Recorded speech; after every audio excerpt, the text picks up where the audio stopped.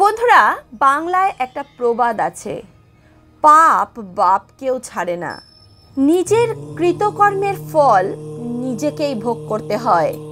চলুন একটি জ্ঞানবর্ধক প্রসঙ্গের মাধ্যমে এই বিষয়টি ভালো করে জানা যাক। বৃন্দাবনে এক রাজা ছিলেন। তিনি খুবই ধার্মিক প্রবৃত্তির ছিলেন। তিনি সকলের ন্যায় বিচার করতেন।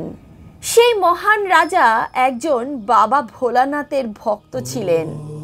তাই তিনি নিজের রাজ্যে একটি খুবই বড় এবং সুন্দর ভোলানাথের মন্দির নির্মাণ করেছিলেন।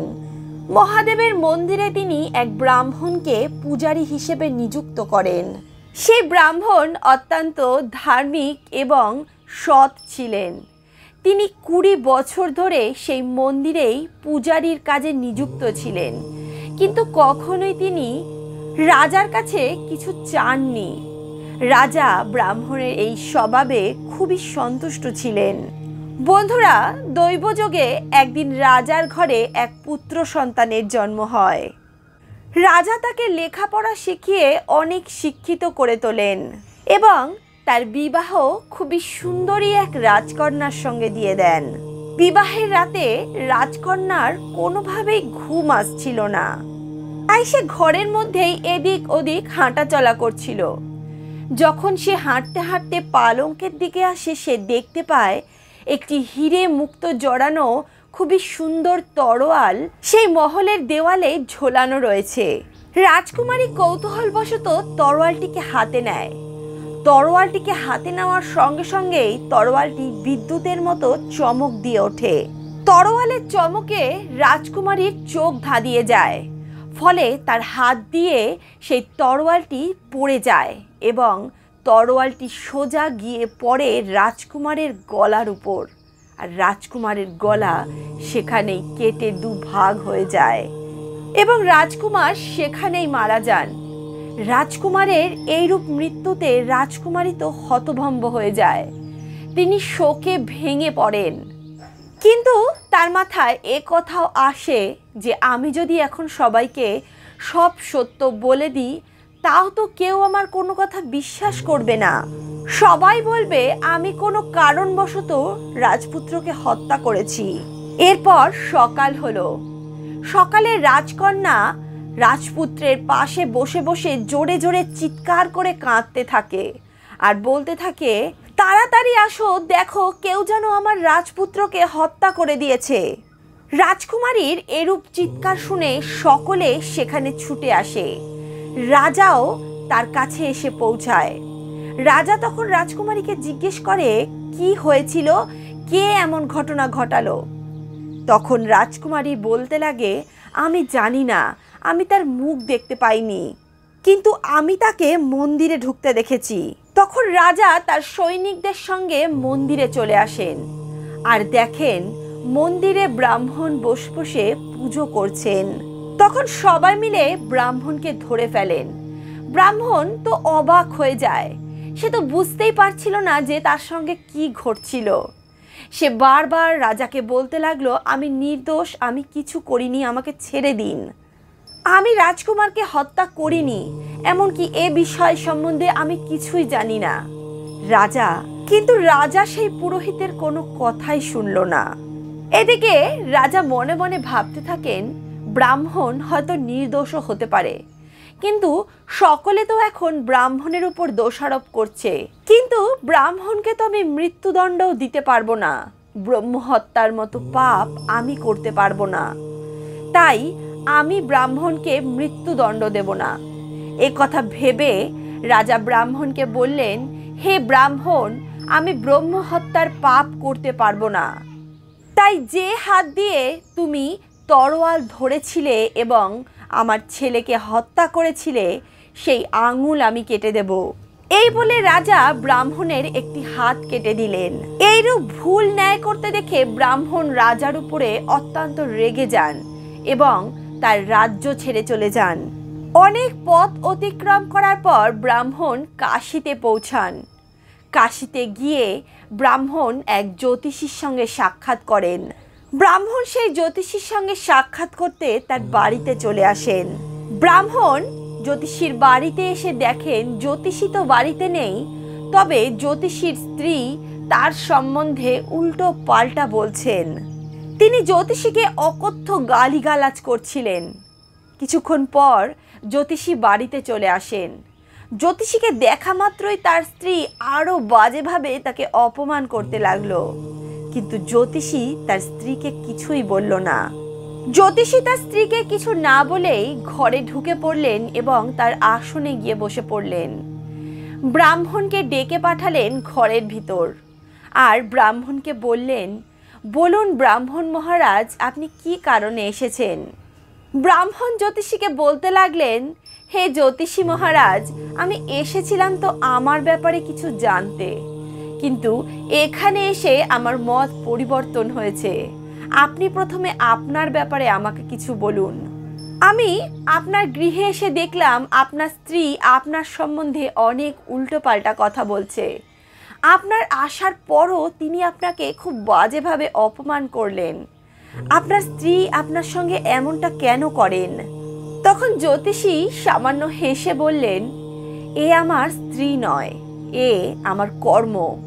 এই পৃথিবীতে জন্ম নেওয়ার পর আমরা যাকেই দেখি, যেই আমাদের সঙ্গী হয়, পিতা পুত্র ভাই বন্ধু স্ত্রী যেই হোক না কেন, তারা সকলেই আমাদের কর্মই হয়। আমাদের দ্বারা কৃত সমস্ত কর্ম, তা ভালো হোক বা খারাপ, আমাদের তা ভোগ করতেই হয়। তাই আমি আমার কর্মকে হাসি খুশিভাবেই ভোগ করছি। তখন ব্রাহ্মণ জ্যোতিষীকে জিজ্ঞেস করেন, হে জ্যোতিষী মহারাজ, আপনি এমন কোন কর্ম করেছিলেন? তখন জ্যোতিষী ব্রাহ্মণকে উত্তরে বলেন, আমি পূর্বজন্মে একটি কাক ছিলাম, আর আমার স্ত্রী একটি গাধা ছিল। আর পূর্বজন্মে তার পিঠে একটি অনেক বড় ফোড়া হয়েছিল। সেই ফোড়ার যন্ত্রণায় সে খুবই দুঃখী ছিল। সেই ফোড়ার মধ্যে পোকাও হয়ে গিয়েছিল, যাকে খাওয়ার জন্যে আমি তার পিঠে ঠোকর দিতাম, এবং আমার এমন কর্মের ফলে তার খুবই যন্ত্রণা পেতে লাগতো। একদিন তার পিঠে ঠোকরানোর সময় আমার ঠোঁট তার হাড্ডিতে গিয়ে আঘাত করে, আর গাধা যন্ত্রণায় ছটফট করতে থাকে। আমিও ঠোঁট বার করার জন্য অনেক চেষ্টা করতে থাকি, কিন্তু আমার ঠোঁট সেই হাড্ডিতে আটকে গিয়েছিল। গাধারূপে আমার স্ত্রী তখন ভাবতে লাগলো, আমি জলে নামলে হয়তো আমার ব্যথা কিছুটা কম হবে, আর কাকও উড়ে যেতে পারবে। সে কথা ভেবে সে গঙ্গার জলে ঝাঁপ দিল, কিন্তু গঙ্গার জলের প্রবাহ অনেক বেশি ছিল। এর ফলে আমরা দুজনই গঙ্গার জলে ভেসে যাই এবং আমাদের দুজনেরই সেখানেই মৃত্যু হয়ে যায়। গঙ্গায় মৃত্যুর ফলে সে ব্রাহ্মণ জনিতে জন্ম নেয়, এবং আমি আজ অনেক বড় একজন জ্যোতিষী রূপে জন্মগ্রহণ করেছি। আমার স্ত্রী কিছুদিনের জন্যে আমাকে গালাগালি করে তার পূর্বজন্মের দুঃখের শোধ নেবে, আর আমি তাকে কষ্ট দেওয়ার জন্য তাকে ঠোকর দিতাম না। তার পিঠের বাড়ন্ত ঘাকে কমানোর জন্যেই সেই পোকাগুলিকে খেয়ে নিতাম। একদিন সে এই ঘটনা ঠিকই বুঝতে পারবে, তাই যতদিন না সে এই কথা না বোঝে ততদিন আমি আমার কর্মের ফল ভোগ করব, আর সেজন্যেই আমি চুপচাপ থাকি। আর সেদিনের অপেক্ষায় আমি রয়েছি, যেদিন সে তার ভুল বুঝতে পারবে এবং তার আচরণ ঠিক হয়ে যাবে। জ্যোতিষী তখন ব্রাহ্মণকে জিজ্ঞেস করতে লাগলেন, এখন আপনি বলুন, আপনি কি প্রয়োজনে এখানে এসেছেন? তখন ব্রাহ্মণ তার সঙ্গে ঘটা সমস্ত ঘটনা বিস্তারিত বলল, আর জ্যোতিষীর কাছে জানতে চাইল, পাপী রাজা কেন আমার সঙ্গে এমনটা করলো? আমি নির্দোষ হওয়া সত্ত্বেও তিনি কেন আমার হাত কেটে দিলেন? তখন জ্যোতিষী বললেন, হে ব্রাহ্মণ, রাজা আপনার হাত কাটেনি, আপনার কর্মই আপনার হাত কেটেছে। তখন ব্রাহ্মণ বলল, হে জ্যোতিষী, আমি তো সব সময় ভালো কর্মই করেছি, ঈশ্বরের নাম ধ্যান করেছি, তাহলে আমি এমন কি করেছি যার জন্য আমার সঙ্গে এমন হলো? আমার তো মনে পড়ছে না যে আমি কোনো খারাপ কর্ম করেছি। তখন জ্যোতিষী ব্রাহ্মণকে বলল, হে ব্রাহ্মণ, পূর্বজন্মে আপনি এক ঋষি ছিলেন। ওই রাজকন্যা একজন গাভী ছিলেন, আর ওই রাজকুমার একজন কসাই ছিলেন। যখন ওই কসাই ওই গাভীকে মারতে লাগলো, তখন সেই গাভী দৌড়ে আপনার সামনে দিয়ে জঙ্গলে প্রবেশ করেছিল। কিছুক্ষণ পর কসাইও আপনার সামনে এসেছিল। তিনি আপনাকে জিজ্ঞেস করেছিলেন, এখান দিয়ে কোনো গাই যায়নি তো? আপনি যেদিকে গাভীটি গিয়েছিল সেদিকেই হাতের ইশারায় দেখিয়ে দেন। আপনার পথ অনুসরণ করার ফলেই সেই কসাইটি গাভীটিকে খুঁজে পায় এবং সেখানে গিয়ে গাভীটিকে হত্যা করে।